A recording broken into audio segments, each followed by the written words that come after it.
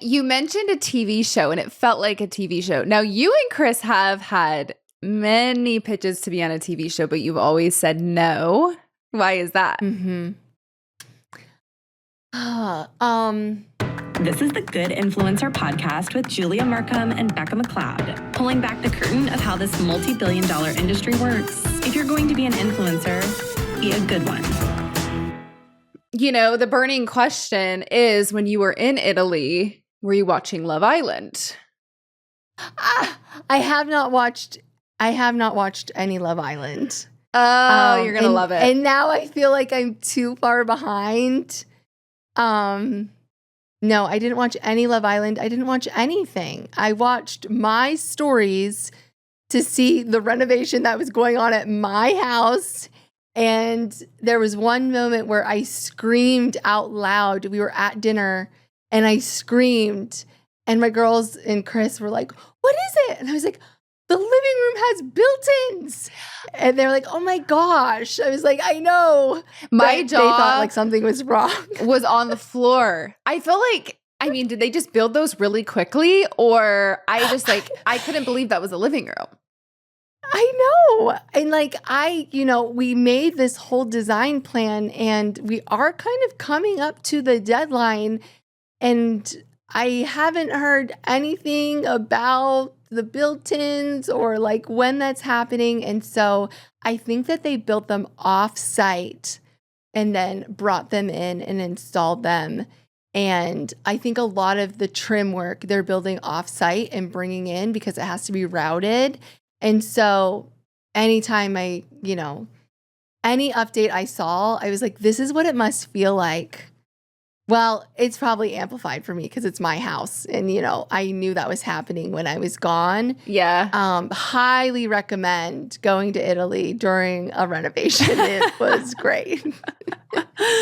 Oh, it all looked fabulous. And I'm sure it was so exciting coming home and seeing all that. There were two really great stories going on, which was your time in Italy and everything going on at the house. And I mean, both were so exciting. It was like the juiciest story content all at once. We were well fed. And, I was feeling really self-conscious about sharing our vacation content. One, because it's not my niche.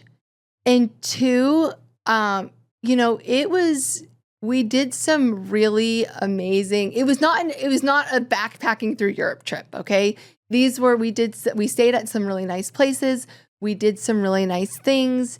We spent a lot of money. And I think I was feeling like, how do I share this with my audience? Should I even share this with my audience? Will they even care? How much is too much? When I'm outside of my niche, I get so self-conscious of like, does anyone care about this? And this is something that, we've talked to our good influencers about, is like, stay within your niche. And when you get to a point, and obviously I've been doing this for many years now, and I have like this really loyal following, and I guess I kind of tested the waters. Like, let's see if I do share my vacation, because it did seem like there was a lot of interest there and I was gaining a lot of inspiration. What would happen to our story views? And I was so just overwhelmingly grateful that our story views were so high. And they stayed so high the entire time we were gone, because that told me like my audience is invested in me as a person. Yeah. And not just in my house. I kind of always say, like, for our content, our house is the main character and I'm like a supporting character. And sometimes that makes me really self-conscious about even talking. Am I talking too much on stories? And I think it was so validating to be able to share this other kind of content to our audience and them just receive it so wonderfully well. And, I was like even feel like self-conscious about like sharing my clothes. And it was like, that's all I wanted to know. It was like, what was I wearing? And so it was just a really great trip all around. And I was so grateful that I was able to share it with our audience. Sometimes when I take a vacation, I don't share it. I would say most times I take a vacation and I don't share it. And it was good to know like there was interest there. Like maybe I can be even more dynamic of a person than I'm currently being. And I think we say all the time, people follow people, not pages. So I think you really are the main event, because if you just stop showing up in your content and you just posted the house, I think engagement would tank. I think people are there to see you. And it was almost felt like you've worked for 16 years to build this very distinct brand. And so to me, it wasn't just a trip to Italy. It was CLJ Takes Italy. And it was this very dreamy Italian aspirational trip. We got to see, all the amazing places you were staying, which were curated by you, all the amazing food. I'm sure Chris had a big hand in that. All of the outfits you were wearing, which were very CLJ coded, the vintage shopping. It wasn't just a trip. It was a CLJ trip, unlike any other.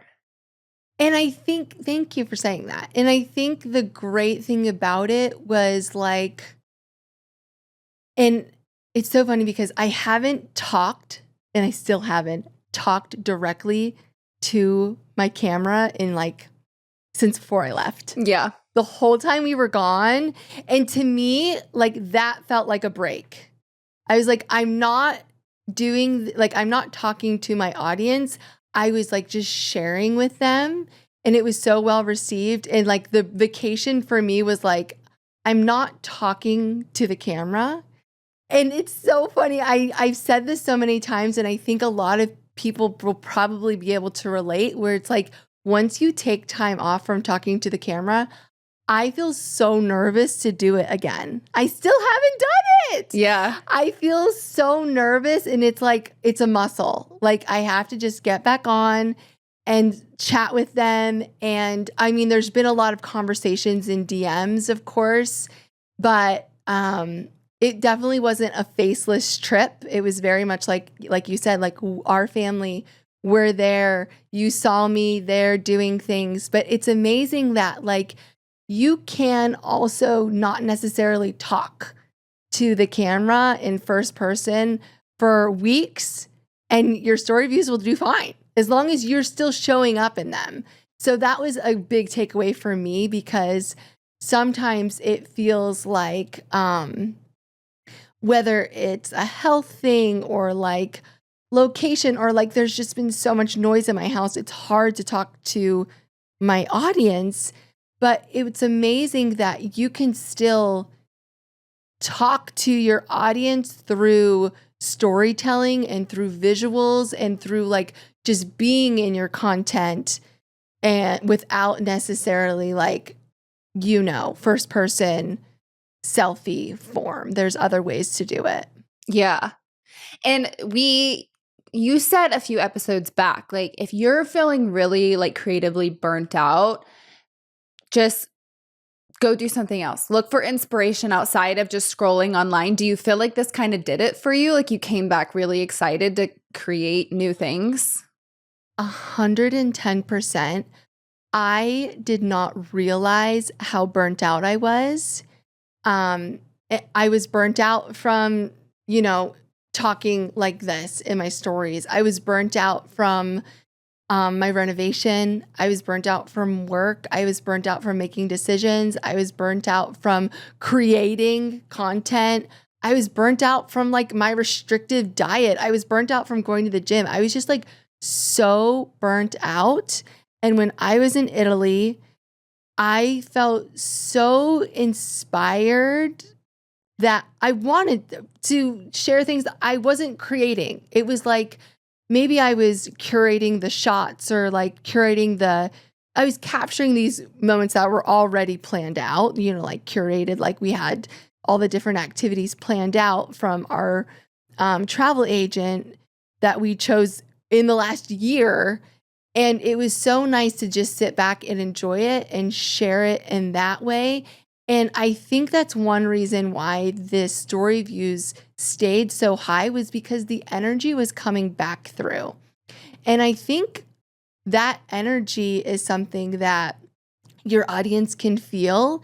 And so if you're burnt out and you're drained and you're still pushing yourself to share content, like change it up somehow, because our story views were so high. And like, that doesn't mean like go to Italy. It could just mean like go outside, go thrifting, go, do something where you're not the one creating the content, but you're consuming content yourself and you're sharing the content that you're consuming that inspires you. And I think in turn, that inspiration is also going to inspire your audience. Yeah. I love that. Like, be a consumer. Yeah. So we've kind of like mentioned storytelling a few times, and you've really, I feel like you have such a skill for storytelling through your content, but I do get a lot of questions about it in the mastermind about how to do it. So what are your tips on telling a story with your content, especially being in a niche like home renovation where you kind of have to tell a few different stories at once and keep your followers in the loop the entire time? It is such a difficult balance, especially when there's so much going on. Like you said, we kind of had two storylines going on while we were in Italy. We had the CLJ takes Italy, and we had this like CLJ renovation. And I was constantly thinking, okay, how can we go from sharing Italy content to a sponsorship, because we had that while we were gone, to the renovation, to also like any editorial things that we had. And so before we left, we sat down and we were like, okay, during this block, we're going to be in Italy. And these are all the things that can affiliate-wise, editorial-wise, these are sponsorship-wise, how can we make this all blend while we're in Italy? And so our Wayfair contract, which we had way before we went to Italy, because we knew it was going live while we were in Italy, we're like, this needs to be based on Italy. So let's do a roundup of Italian finds from Wayfair, which blended so seamlessly. And even though I recorded it before we went, I knew it was going live while I was gone. And so I was able to do a green screen that said, like, I promise I'm not going to redecorate my whole house when I get back, but these are some finds from Wayfair that are really reminding me of what I'm seeing while in Italy. Luckily, we nailed it, because I was even in the hotel we were staying at, they had these gigantic brown marble vases that looked exactly like the vases I got from Italy. I was so thrilled. And then we also talked about, okay, travel content. Let's round up my travel essentials, headphones, things that, you can use on a plane. People are traveling all the time in the summer. And so that was a really universal story that we were able to tell. I also had my itinerary. And so we looked and we were like, okay, this is when we're doing this. This is when we're doing this. And we were able to, make other little roundups for do it at home. Before I left, I uploaded all of my outfits that I was bringing for me and my girls and Chris. And so I knew that I had, a team here that was going to be able to link everything. If you don't have a team, upload all your outfits into an affiliates folder before you leave so that you can easily just link it all. You're not finding it on the internet. There was a lot of preparations that were happening before we even left, so that it was very smooth and seamless, and revenue was not going to dip like drastically while we were on vacation. Then there was the renovation side of it, which was kind of like almost turned into what you would hear like on a TV show. Like, meanwhile, back at home, like, even someone DM'd and they're like, I'm like hearing this in like a TV show voice, like, meanwhile back at home. And we used that phrase, and that like also instilled a lot of excitement. And, there were a few days while we were away that I like let my team know, like, I'm going to take a couple days to like just be here. And it was more when we were in the countryside, not sightseeing as much. And luckily there was a lot of renovation content to fill in the gaps. And so it's so difficult for me. It always has been difficult for me to kind of like plan, like actually film content ahead of time. But if you have a certain theme, maybe the theme is travel, maybe the theme is Italy, maybe the theme is whatever it is, kids, road tripping, like there's themes in place. And then I would take those themes and break it down to, okay, what does that look like for shopping? What does that look like for editorial? What does that look like for mood boards? How does that transition all work together? And then you can kind of map it out and still be responsive in real time, because obviously things change, but having it prepared, you're going to feel so much better. Yeah. And you mentioned a TV show, and it felt like a TV show. Now, you and Chris have had many pitches to be on a TV show, but you've always said no. Why is that? Okay, so it sounds like one of those things that people like might say if they've never had a TV show offered to them, like, oh, I've had a million, I'm just always going to say no. I remember, and I mean, this goes back 9 years. We went through the whole process, and we were kind of to like the pilot, where they were talking about like what a pilot would look like. That was for HGTV. And then we also, when Magnolia was starting, they reached out. And this was when we were living in our modern cottage, and they wanted to do a show about that. And I have just always felt like, well, this is the show. I get to show up and I get to produce very effortlessly a TV show content.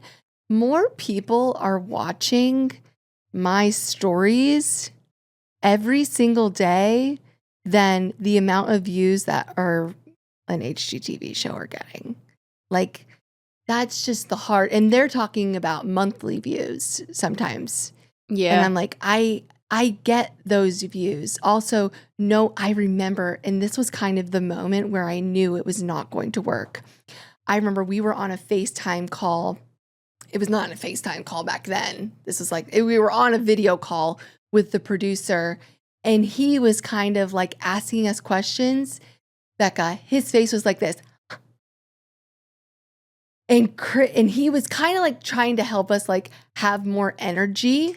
Yeah. And to know me, but especially to know Chris, that is so not Chris's personality. Chris's personality is never going to be like it's not going to be a high energy. And I think like that's what we love about him, right? Yeah. Like he's kind of like the stoic, but he's actually so funny, but it's such a quiet humor. And I just felt like to really protect who we are as creators, especially content creators, and to very much protect the time that we have with our kids, it was so important for us to pass on that. And it was good for us to go through the process. But I'm telling you right now, the money that you get from a TV show cannot be matched by the money that I make as an influencer. It cannot be matched.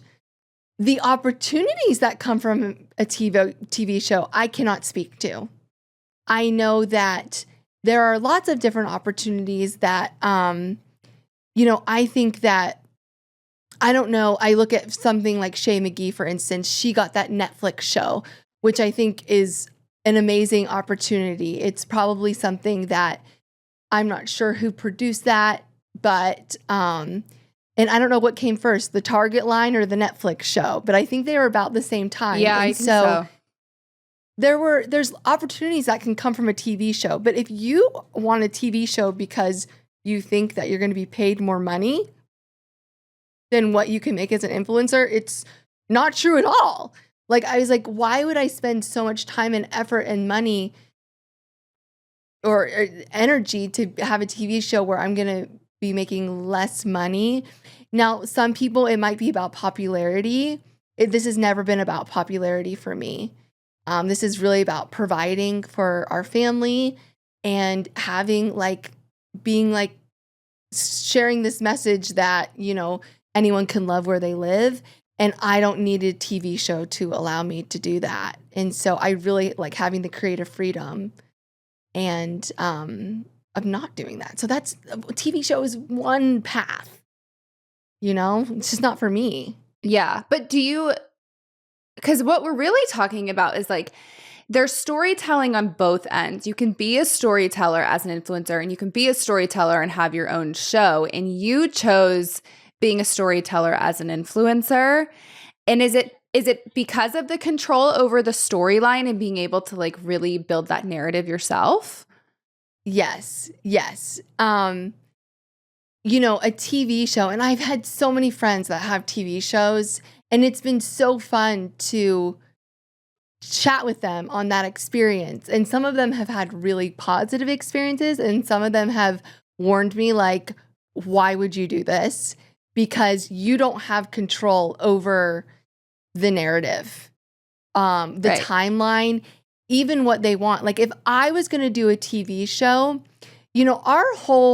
a lot of people might look at our renovation and they're like, oh my gosh, you're just zooming through this. I'm like, well, I've lived here for 4 years.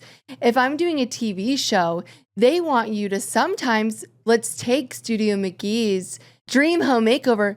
They're making over houses in a 30-minute episode. Can you just try to wrap your head around the amount of energy that goes into a 30-minute episode?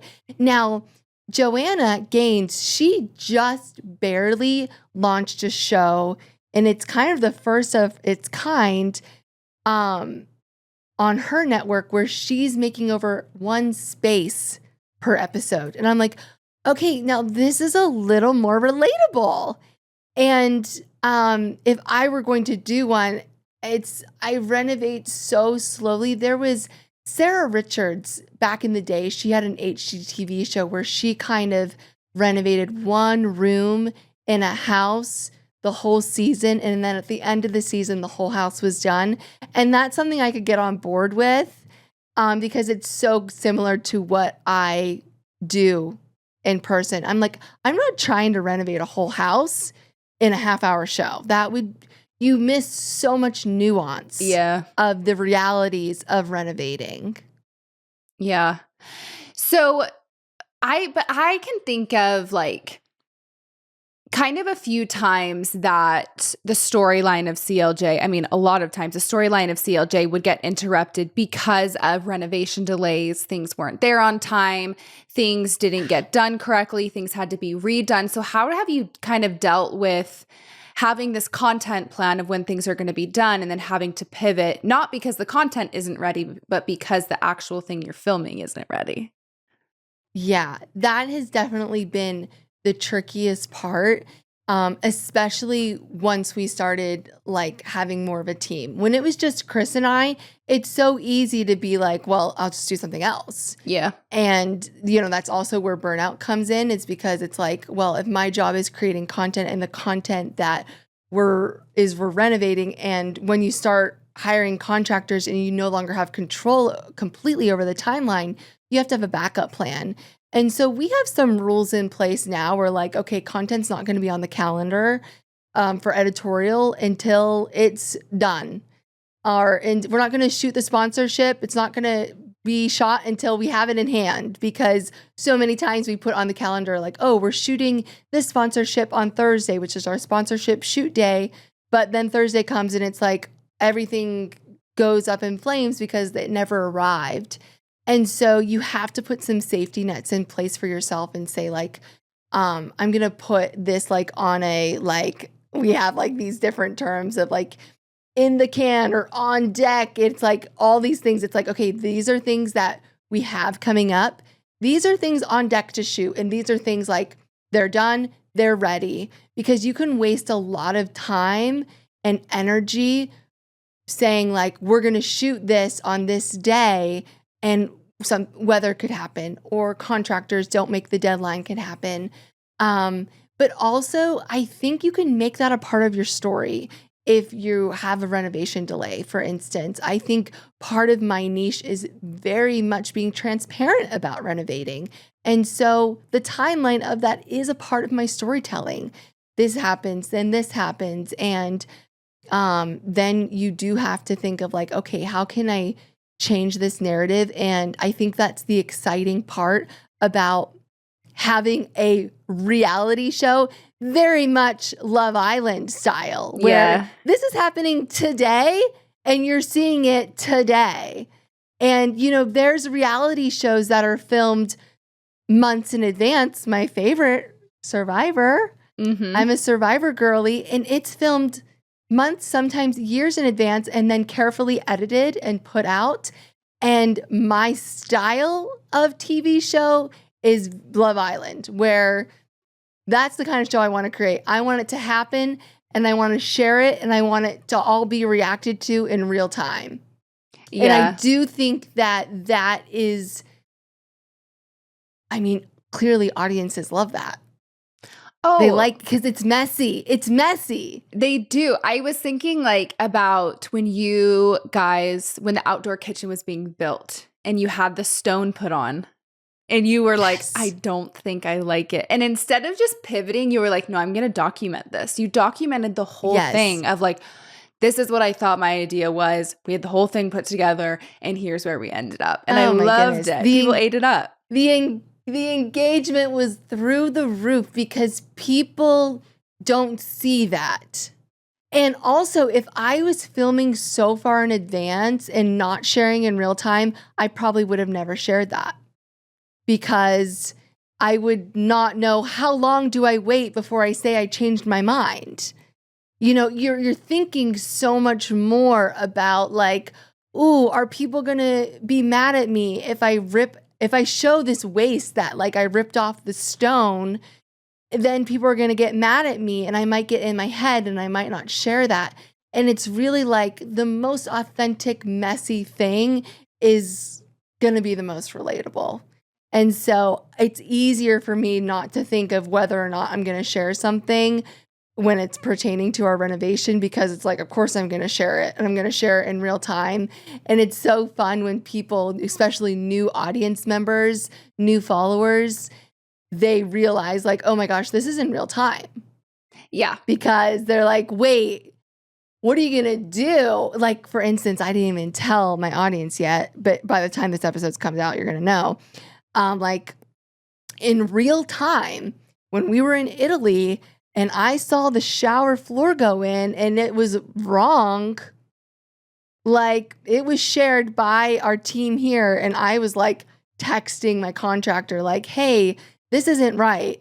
And I'm going to now share that with our audience. Like, hey, so this happened while we were gone and it's not right. And this is what we have to do. And it's a part of it. And it's going to be interesting to share that. It is. I even like the other day, Connor and I were talking about painting a room and I was like, well, I think I want to do this, but if I hate it, I'll just repaint it. Julia taught me you can just repaint it if you don't like it. It's a story. Yeah, and of course, you know, there's always going to be people that can't relate to that. Or like, well, I can't just repaint a room. Anyone can. Like you can actually. It's a lot of work and sometimes it's a lot of money. But also paint is like the cheapest thing. So where there's a will, there's a way. If you really, really, really hate it, sometimes it just might be different and you need a second to adjust. Right.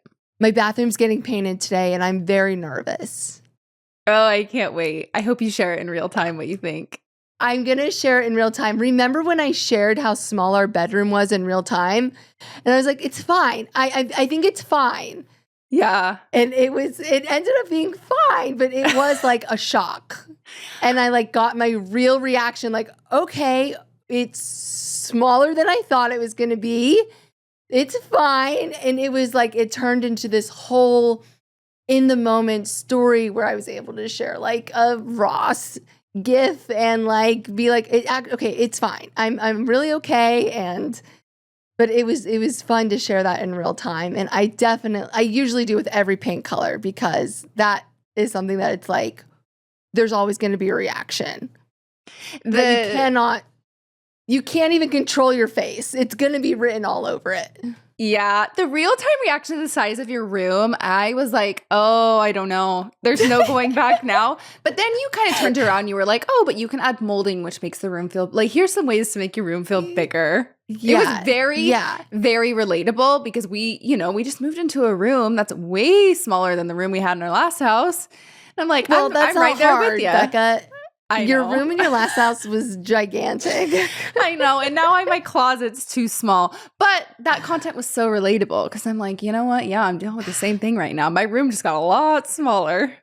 And you know what it is? I think that if you get in your head, and like I said, I think I was in my head before I went on this trip because I think I was so burnt out that I was taking all the feedback pretty negatively, which happens when you're burnt out, is feedback, everything feels like an attack. And it could just be someone just saying something not super nice, but like if you're not burnt out, it doesn't affect you the same way. And I think when you are burnt out or when you are really sensitive, you get too in your head about, and you self-filter, like you filter your, what you're going to say. Yeah. And you think about it too much. And the reality is like, if you don't think about what you're going to say, or you like don't control your face to like make it like, be like, this is great, I'm having the best reaction to this, and just be really honest. Sure, you might get some people that don't agree with it, but you're not going to get burnt out of not being someone that you are.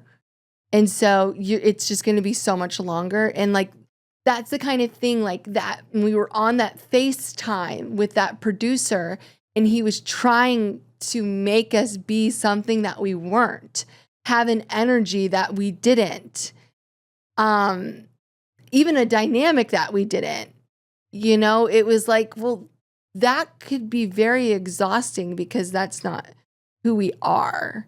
Yeah. And it's just, that's the wonderful thing about putting on a show on Instagram or YouTube or TikTok, is like, you get to be exactly who you are. No one's behind the camera saying like, a little more energy.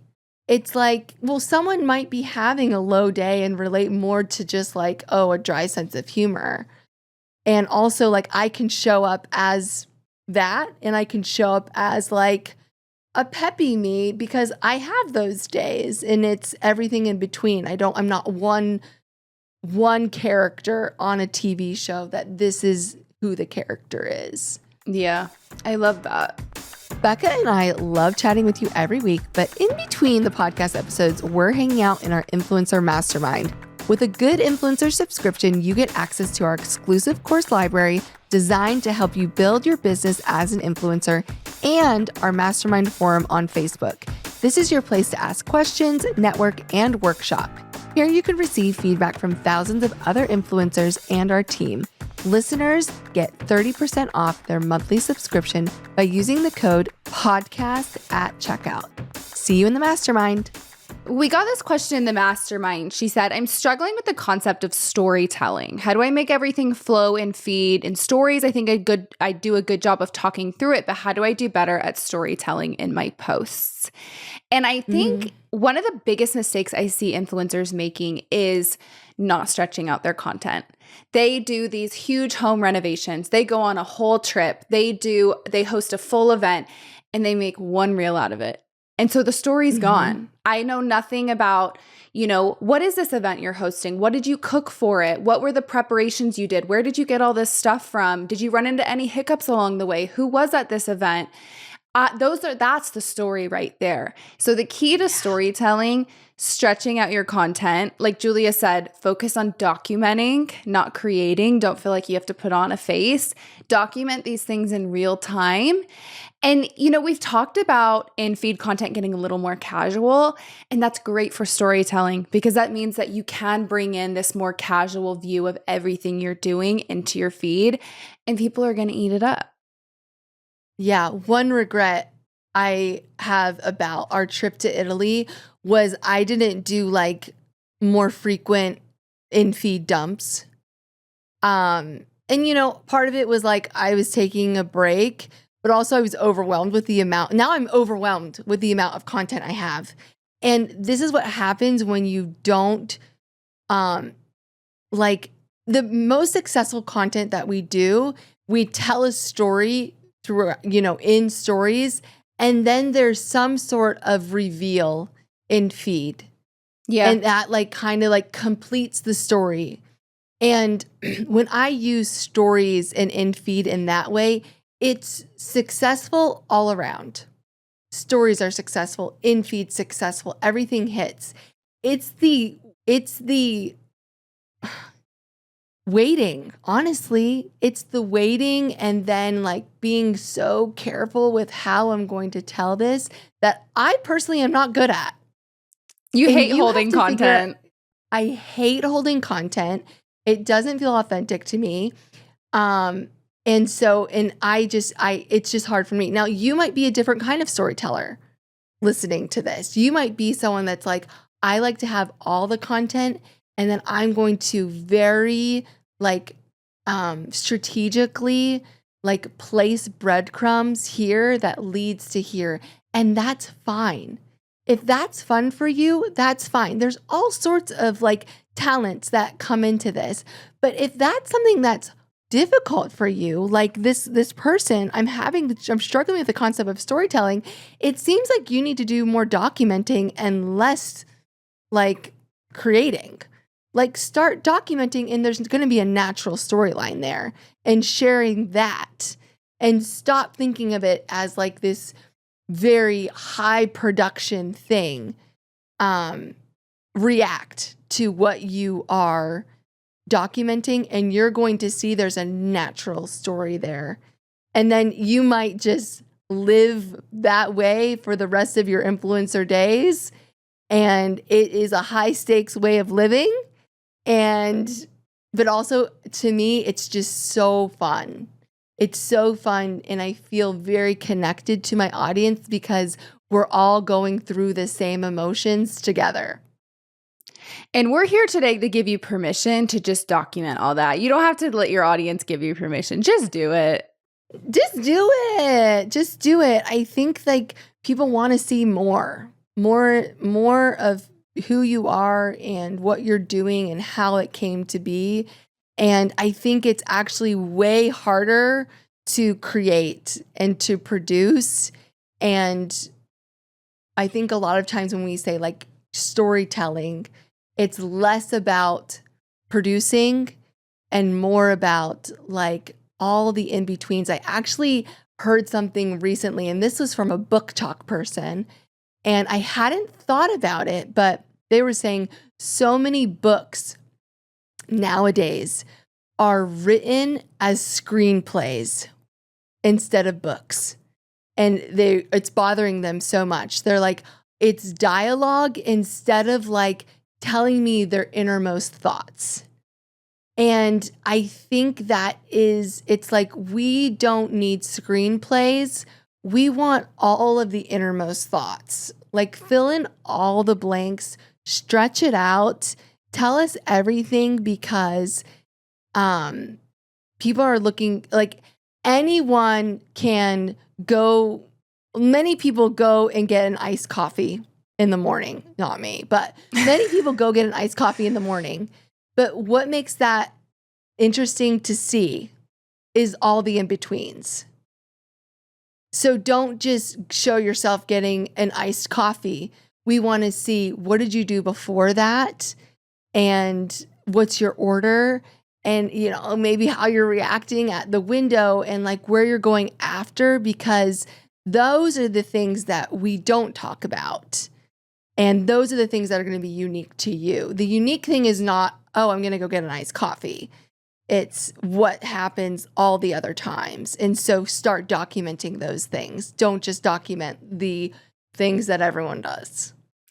And what we kind of haven't said is that when you create content like this, it makes your affiliates and sponsors feel so much more organic. That's been a great perk of documenting this way is I can, when I'm sharing everything, all the little parts, talking about sponsors so organically just feels really, really natural and comes off really natural. Yeah. So I think after hearing everything we've said today, it's time to, everybody listening, take a look at your content calendars. You do still need to plan out your content, even though it is going to be reactive. Yeah. You are documenting, you still need a plan. So take a look at your content calendar. Are you stretching out your content enough? Are you giving yourself some wiggle room to document your day so it's not so rigid? Take a look at your content calendar and make sure that you are creating a content plan that works for you and that you feel excited about. And yeah, and like, well, can I add one thing that kind of ties this all together? When I say like document instead of create, look at like our vacation itinerary. So we were gone for 11 days. Maybe once a day we had something on our itinerary. So when you're making a content calendar, don't just say, well, I'm just going to be documenting. Put some interesting things on there for yourself, okay? Like, maybe it's like, okay, well, this week I'm going to be going to the I'm going to be planting plants in my front yard. That's what's happening this week. Like, don't just fly by the seat of your pants, because then you can say, okay, what I'm going to be planting plants this week. The content around that is, and break it down in a whole, outline where we're talking about planter roundups. We're talking about what's the educational thing there. There's so much that can be broken down with this one thing that a lot of people don't think about. It's like they think I'm going to just be documenting and we'll see what happens. When content creation is, especially organic content creation, is taking something like, okay, this week I'm going to be planting plants in my front yard. And I'm going to be talking about the layout of my plants. I'm going to be talking about if I had to contact the HOA. I'm going to be sharing which ones I'm getting. I might do a poll of which ones my audience likes best. I'm going to do a roundup of garden gloves and watering cans and planter boxes. And then maybe that will turn into, how does this fit into my whole exterior plan? I'm going to share my exterior tour again. I'm going to share a before and after in a reel after I plant them in the day. So even though I haven't done any of this yet, and I'm going to be documenting it in real time, creating a content calendar, that's what it looks like. It looks like taking what you have on your calendar and making a huge, like, bulleted list of outlines of things that correlate to that activity, which is what we did when we were going to Italy, and it's how we manage our content calendar now.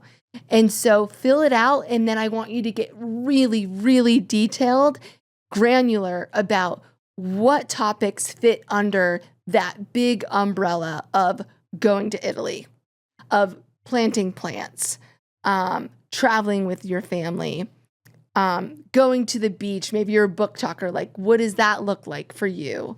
What books are you bringing? And so there's so much content when it comes to creating that you kind of look at a big picture of, this is kind of an idea of what I want to do, and then this is how I'm going to actually create content doing that. Easy. Make it easier on yourself. It's fun. It's fun. All right. Well, you know what? Now I'm thinking like, we got to do an episode on because everything we've shared today has been from years of trial and error. And so we need to do an episode on getting 2 weeks ahead in 2 weeks and what we did and what we learned from that. So stay tuned, everyone. Can't wait. We'll see you guys next week. Bye. Bye. Until next time, follow us on YouTube and Instagram at Good Influencer. And if you're ready to join a whole community of influencers growing organically and getting paid to do what they love, join the Good Influencer Mastermind by visiting our website, good-influencer.com. If you're going to be an influencer, be a good one.